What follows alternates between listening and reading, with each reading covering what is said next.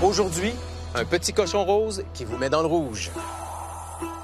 Il profite de vos dettes pour vous endetter. Cette compagnie-là, tout ce qu'elle veut, c'est mon argent. C'était pas m'aider du tout, là. Une école de langue qui parle la langue de bois. À chaque fois que je vais là, je frappe un mur. Attention aux surtensions.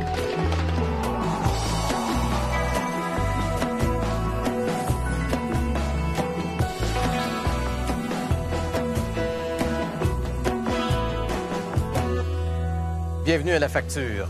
Je vous présente ce soir le dernier reportage de notre ex-collègue Pierre Craig, qui a été notre animateur durant les 13 dernières années.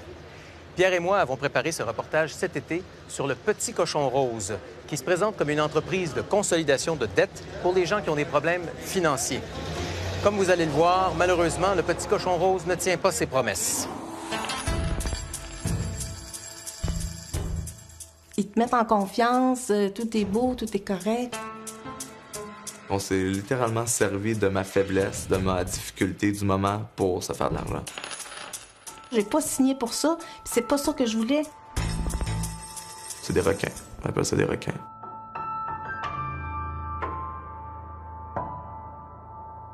J'avais pour 25 000 sur mes 3 cartes. L'an dernier, Annie-Jean n'en pouvait plus. Impossible de payer ses dettes. Mais pour elle, pas question de se défiler. Une question de fierté. Il faut que je les paye à un moment donné, ces cartes-là. La solution? Une consolidation de dettes. C'est-à-dire emprunter la somme totale à la banque à un taux d'intérêt plus bas que les cartes de crédit pour payer tous ses créanciers. Là, j'avais un emploi stable, fait que là, c'était le temps d'y aller. Donc, je me rends à la banque, tout ça. Il n'y avait pas de problème, je pouvais avoir mon prêt. Mais elle entend une publicité semblable à celle-ci. Et quand ça va mal, t'en as besoin de ton crédit. Le Petit Cochon Rose consolide tes dettes et prend des arrangements avec tes créanciers. Ça a joué en boucle là, depuis quelques temps. Je me dis, ouais, pourquoi que... Tu dis, pourquoi pas aller voir, tu sais. Elle se rend au bureau de Québec du Petit Cochon Rose. L'enseigne Groupe Solution 2 que vous voyez est l'autre nom utilisé par l'entreprise. Le Petit Cochon Rose lui offre des conditions semblables à celles de la banque. La différence, c'est qu'ils lui permettent de payer sa dette sur une plus longue période. Ils pouvaient me l'offrir sur 10 ans. Donc, ça diminuait mes paiements par mois. Donc, pour moi, ça me donnait de la liquidité de plus par mois. Mais elle veut s'assurer qu'elle n'y perdra pas son nom. J'ai retourné encore pour leur dire, écoutez, là, ça touche-tu à mon crédit? Puis est-ce que mes cartes de crédit ont été payées à 100 %? Inquiète-toi pas. On est habitués, c'est sûr que ça touche pas à ton crédit, nous autres, on s'occupe de tout, puis garde, t'en auras pas de problème, ça va bien aller. Ce ton rassurant est le même que celui qu'on entend dans leur publicité. Nous allons vous aider. Nous sommes là, ne vous inquiétez plus. Elle signe. Elle doit payer 265 $ par mois sur 10 ans. À cela s'ajoute un paiement immédiat de 1 600 $. On lui donne la consigne suivante. Elle me dit, dès maintenant, t'arrêtes de payer tes cartes. Fait qu'elle dit, c'est nous autres qui va s'occuper, tu sais, dans le processus. Elle dit, là, toi, tu nous payes, nous, puis t'arrêtes de payer tes cartes. Le total de vos dettes, c'était combien? 10 400. Jonathan Labrie, lui aussi, a signé pour que le Petit Cochon Rose consolide ses dettes. On lui a donné les mêmes instructions. Sur ce ton-là, va pas payer tes cartes, là, parce que si tu payes tes cartes, nous, on sera pas capable de faire une entente. Là. Faut pas que tu payes. Mais Jonathan a fait toute une découverte en discutant au téléphone avec une dirigeante du Petit Cochon Rose. Si l'entreprise réussit à réduire sa dette, c'est elle qui en profite, pas lui. J'ai décidé de l'enregistrer pour avoir une preuve. Mettons, je dois 8 000. En fin de compte, il accepte une entente avec vous, 5 000. Moi, je vous paye quand même la totalité de 8 000 et vous mettez le reste dans vos poches, c'est ça? Ben ouais, mais regarde, c'est sûr, Jonathan, que nous, on a des honoraires reliés à ça, là. Et ces honoraires s'ajouteraient aux 2 500 $ de frais qu'il devait déjà payer. J'étais abasourdi. Moi, j'ai jamais été... Moi, je suis venu vous voir pour payer la totalité de mes dettes. Quand j'ai compris que c'était une entente qui allait à la baisse, je dis, vous mettez le reste dans vos poches, là. Je veux dire, c'est quoi? Mais en réalité, le Petit Cochon Rose ne parvient pas souvent à s'entendre avec les créanciers. C'est ce qui est arrivé dans le cas d'Annie-Jean. Après 3 mois, ses créanciers se sont lancés à ses trousses. il m'appelait, là, les premières fois, mais madame, ça avait manqué un paiement, est-ce qu'on peut savoir qu'est-ce qui se passe? Et puis là, je leur répondais, j'ai fait une consolidation de dette, moi, je m'occupe plus, devais appeler à telle place. Fait qu'eux me répondaient tout le temps, ben, nous autres, on ne fait pas affaire avec eux autres. Elle dit, nous, c'est avec vous qu'on a pris entente, nous, on prendra pas des ententes avec une autre personne. Fait là, j'ai pété ma coche, je m'excuse, mais là, je les ai rappelés, puis là, j'ai dit, là, ça fait. Pour tenter de comprendre, nous nous rendons au bureau de Québec du Petit Cochon Rose. Il est fermé ce jour-là. On nous renvoie à un numéro en banlieue de Montréal. En attendant de pouvoir parler au Petit Cochon Rose, nous soumettons le contrat d'Annie Jean à une spécialiste. Sylvie de Bellefeuille est avocate et conseillère chez Options Consommateurs. Quand on regarde le contrat, il y a un engagement de Petit Cochon Rose de négocier et de communiquer avec les créanciers. S'ils ne le font pas, ils n'ont pas rempli leur part du contrat, des promesses qu'ils avaient faites aux consommateurs. De retour à Montréal, nous tentons de joindre le patron du Petit Cochon Rose. Monsieur Yvon Poirier, s'il vous plaît. Yvon Poirier ne retournera jamais nos appels.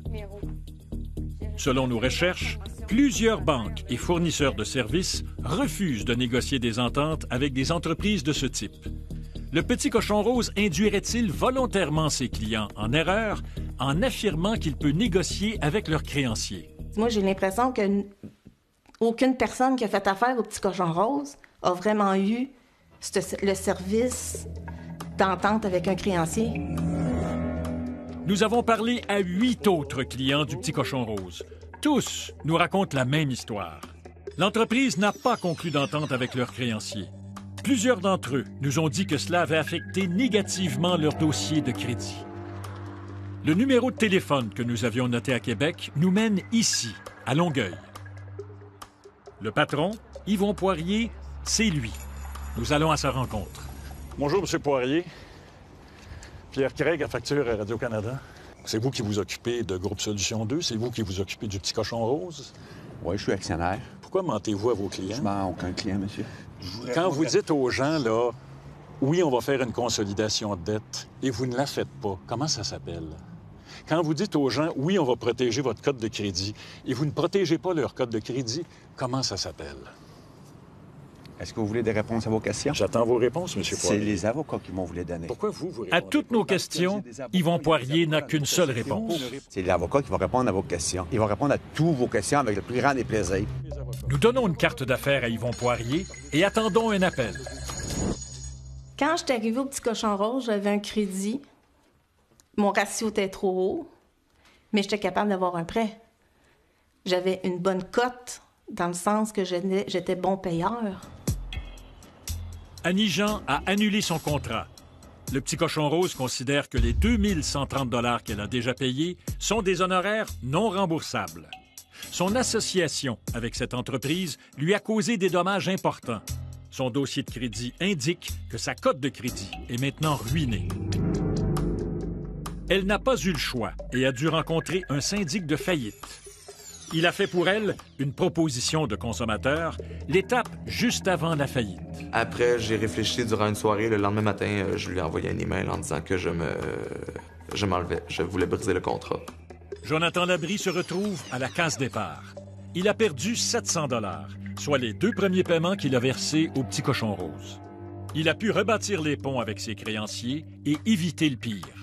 C'est incroyable, je comprends même pas qu'on laisse des compagnies se vendre à la radio, à la télévision, qui laissent croire qu'ils sont là pour les gens qui ont besoin d'aide. Nous n'avons jamais eu de nouvelles des avocats d'Yvon Poirier. J'aperçois encore plus que cette compagnie-là, tout ce qu'elle veut, c'est mon argent, puis c'était pas m'aider du tout, là. Mais vraiment pas.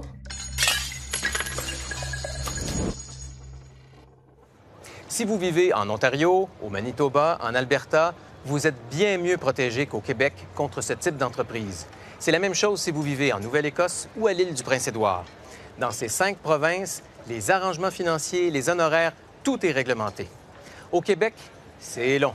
L'Office de la protection du consommateur mène des consultations depuis près d'1 an et fera éventuellement ses recommandations à la ministre de la Justice. Et ensuite, on verra.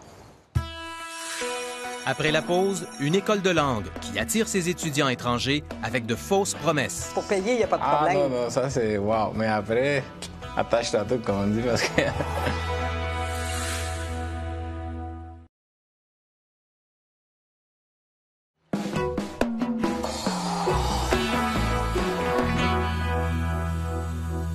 Si je croise un étudiant étranger qui a choisi de venir chez nous pour étudier, j'espère toujours qu'il va garder un bon souvenir de mon pays. Mais à Montréal, il y a une école de langue qui, elle, considère les étudiants étrangers comme des proies faciles.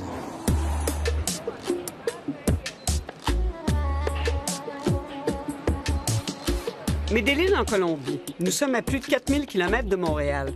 C'est ici que vit Casey Mendoza, 28 ans. Après des études en communication, elle rêve d'étudier à l'étranger. Je ne pensais qu'à obtenir mon visa d'étudiante, découvrir de nouvelles choses et apprendre une nouvelle langue. Sur le conseil d'un ami, elle choisit Montréal. Et plus particulièrement, le Collège Platon. Collège Platon is the learning center for language in Montreal. Pour attirer la clientèle, le Collège Platon se présente comme une institution de prestige qui existe depuis 1957. Il indique posséder le permis CP0411 qui lui permet de recevoir des étudiants étrangers. Et il mentionne être membre d'un organisme fédéral reconnu, Langue Canada. Mais tout cela a un prix, près de 4 000 $ pour le programme choisi par Casey. collegeplaton.ca. Ce fut très difficile pour moi d'économiser tout cet argent. Ça m'a pris plus ou moins 5 ans. Pour faire sa demande de visa comme étudiante, Casey doit obtenir une lettre d'acceptation du Collège Platon. Ce dernier exige qu'elle paie tout d'avance. On paie la totalité en avance, mais sur leur site Internet, ils disent que si nous n'avons pas le visa, ils remboursent l'argent. Il fallait juste envoyer une lettre. Par manque de garantie financière, Casey n'obtient pas son visa d'étudiante du Canada. Elle demande le remboursement de ses frais de scolarité, comme on lui avait dit. ¿Cómo estás? Après 2 ans d'attente, elle fait appel à un ami de Montréal, Samuel Terrien, pour l'aider dans ses démarches. Hablando de la situación con el Collège Platon. Tout le départ, c'est wow, c'est service à la clientèle number one. Ils sont souriants, ils sont efficaces là, au maximum. Pour payer, il n'y a pas de problème. Non, ça c'est wow. Mais après, attache-toi tout, comme on dit, parce que... Malgré sa réputation, nous avons découvert des faits troublants sur le Collège Platon. Il prétend exister depuis 1957. La facture ne retrouve sa trace qu'en 1992 au registre des entreprises. Le permis CP0411 dont il se vante n'a jamais existé. Et surtout, il est illégal de faire payer les cours à l'avance. Durant des mois, Samuel a multiplié les actions pour que Casey soit remboursée par le Collège Platon. À chaque fois que je vais là, je frappe au mur. J'ai appelé, j'ai écrit directement au président du Collège Platon. Et jamais de réponse, jamais de confirmation, rien. Ça fait qu'on attend toujours. Excédé, Samuel porte plainte à l'Office de la protection du consommateur. Il a toute une surprise. Le collège a été condamné dans le passé à 4 reprises pour des infractions à la loi sur la protection du consommateur. Charles Tanguay est porte-parole de l'Office de la protection du consommateur. Ses administrateurs ont aussi personnellement été condamnés également à 4 reprises. Le stratagème du Collège Platon dure et dure depuis longtemps. La facture, émission numéro 106. En 1998, la facture relatait exactement la même manière de faire avec les étudiants étrangers. J'avais peut-être 80 refus en même temps. Le collège avait un problème de cash flow en disant ça pour le moment. So, dans les 2 semaines ou 3 semaines qui arrivent, il va avoir son argent. Ils m'ont littéralement volé sous mes yeux. Pour moi, c'est du vol. Casey n'est pas la seule à avoir porté plainte à l'Office de protection du consommateur. Nous avons reçu depuis 2 ans 14 plaintes contre le Collège Platon et dans au moins une dizaine de cas, ce sont des étudiants étrangers qui cherchent à obtenir un visa d'entrée au Canada. Le président Chris Cavatas a refusé de nous accorder une entrevue. Voici ce qu'il nous a dit au téléphone. 80% du monde qui veut rentrer au Canada a été refusé. Tout le monde va te rembourser, c'est sûr. Qu'est-ce qu'ils font, les étudiants étrangers qui n'ont pas de contact au Québec? C'est la même question que je me pose. Et je pense qu'elle est là la faille qu'ils ont trouvée au Collège Platon. Ils se sont dit, bon, ça, c'est des gens qui ne peuvent pas venir ici, qui ne parlent pas l'anglais, qui ne connaissent personne ici. Puis je trouve ça aberrant. En plus des plaintes connues, nous avons trouvé plusieurs autres victimes à l'extérieur du pays. Le collège doit me rembourser 7 500 $. ne veulent pas me rembourser. Qu'est-ce que je peux faire? Chaque année, des étudiants étrangers perdent des milliers de dollars. J'ai payé 2000 $. Ils ne me répondent plus. Léon, lui, a payé 6400 $. Ça fait 8 mois que je cours après mon remboursement. Je perds patience. Et je me demande, mais comment se fait-il que ça arrive au Canada? Comme il ne relève d'aucune institution officielle, le Collège Platon peut continuer ses pratiques sans être embêté. Je comprends pourquoi ils continuent, parce qu'ils ont de l'argent. Ils ont de l'argent qu'ils prennent des étudiants qui n'ont pas un service à rendre, puis ils ont un cash flow gratuit, même pas d'intérêt, même pas de... C'est incroyable. C'est un business. Le Collège Platon n'est pas affilié au ministère de l'Éducation. En fait, il n'y a ici qu'un seul organisme de surveillance et de reconnaissance des écoles de langue, Langue Canada, qui avait accrédité le Collège Platon. Ça, c'est pas permis chez nous. Prendre leur argent et les garder et l'utiliser pour d'autres choses. Gonzalo Peralta est directeur général de Langue Canada. L'adhésion, c'est Langue Canada qui décide. Et c'est ça qu'on a suspendu. C'est l'adhésion à Langue Canada, ce qui est grave, évidemment. Depuis l'été 2016, gros changement de règles. Maintenant, les collèges de langue doivent être affiliés au ministère de l'Éducation pour recevoir des étrangers qui viennent ici avec un visa d'étudiant. Or, pour être affiliés, ils doivent être accrédités par Langue Canada. Après les révélations de la facture, Langue Canada a coupé tout lien avec le Collège Platon. Ne laissez jamais personne voler votre rêve. Et surtout pas ce genre de personnes. Pour moi, ça a été réellement triste. Ils ont mis fin à mon rêve. Casey sera-t-elle remboursée un jour? Une chose est sûre, dorénavant, il est interdit au Collège Platon de continuer ses pratiques avec les étudiants étrangers. L'Office de la protection du consommateur a déposé en juin dernier une nouvelle poursuite pénale contre le Collège Platon pour avoir perçu illégalement des paiements avant d'avoir donné le cours et parce qu'il ne rembourse pas ses clients. D'ailleurs, Casey Mendoza attend toujours son remboursement.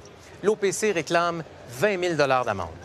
Maintenant, le Collège Platon n'a plus le droit d'offrir des cours aux étudiants étrangers. Eh bien, vous savez quoi?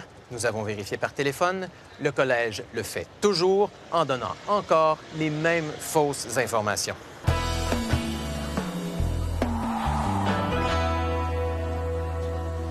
Vous avez acheté un appareil photo numérique qui fonctionne bien, mais qui ne vous convient pas. Vous retournez au magasin pour un remboursement. Le vendeur vous exige 15 % du prix, soit environ 40 $ pour réemballer le produit. Alors, vrai ou faux, un commerçant peut exiger des frais de réemballage. La réponse après la pause.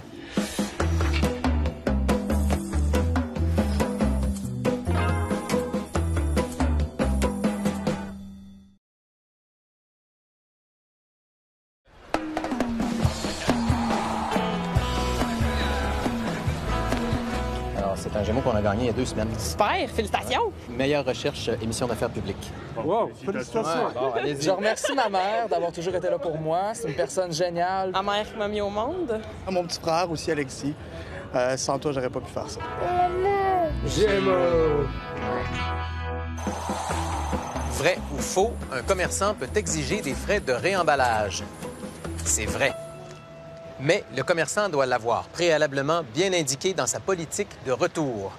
Rappelez-vous qu'un commerçant peut refuser de reprendre un produit qui n'est pas défectueux. S'il le fait, c'est pour vous garder comme client. Pour nous joindre, dans la région de Montréal, composez le 514-790-2636.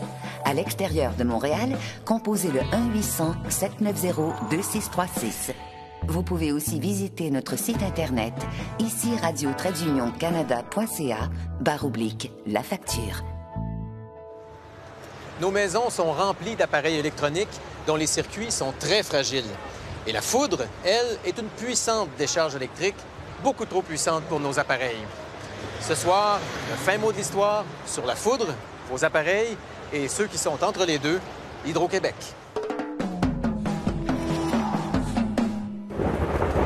Un violent orage fait rage dans le quartier où habite Jocelyn. La foudre frappe tout près. Les maisons sont plongées dans le noir. Quand l'électricité revient, Jocelyn réalise que sa télé et son ordinateur ne fonctionnent plus. Il fait alors venir un électricien. Ce dernier constate que ses appareils ont été endommagés par une surtension. Jocelyn appelle Hydro-Québec pour réclamer le remboursement de ses biens. Mais une mauvaise surprise l'attend. Hydro-Québec lui apprend qu'il ne sera pas remboursé.